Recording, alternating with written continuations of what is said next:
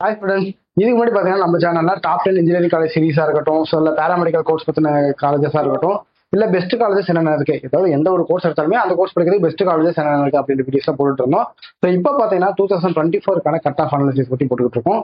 So இந்த cut off analysis அப்படிங்கிறது பார்த்தீங்கன்னா இந்த 2024 க்ளோசிங் கட் ஆஃப் தான் நம்ம எடுத்து போட்டுக்கிட்டு இருக்கோம்.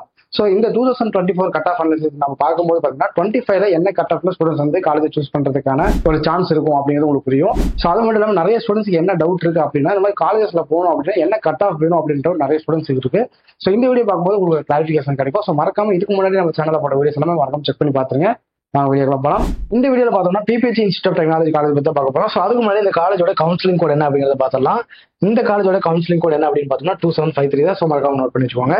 ஸோ ஃபர்ஸ்ட் என்ன கோர்ஸ் பத்தி பார்க்க போறோம் அப்படின்னு பார்த்தோம்னா ஏடிஎஸ். இந்த கோர்ஸ் பார்த்தீங்கன்னா ஓசிக்கு 144.5ல, பிசிக்கு 119.5ல, பிசிஎம்க்கு 106.5ல, எம்பிசிக்கு 113 கட் ஆஃப்ல, எஸ்சிக்கு 106.5ல, எஸ்சிஏக்கு 125.5ல, எஸ்டிக்கு 124.5 கட் ஆஃப்ல போயிருக்காங்க. அடுத்து பார்த்தீங்கன்னா அக்ரிகல்ச்சர் இன்ஜினியரிங். இந்த கோர்ஸ்க்கு பார்த்தீங்கன்னா ஓசிக்கு 106.5ல, பிசிக்கு 102.5ல, எம்பிசிக்கு 199.5ல, எஸ்சிக்கு 91.5 கட் ஆஃப்ல போயிருக்காங்க. அடுத்தது பார்த்தீங்கன்னா ஏஎம்எல் தான். இந்த கோர்ஸ்க்கு பார்த்தீங்கன்னா ஓசிக்கு 120ல, பிசிக்கு 89ல, எம்பிசிக்கு 115 கட் ஆஃப்ல போயிருக்காங்க.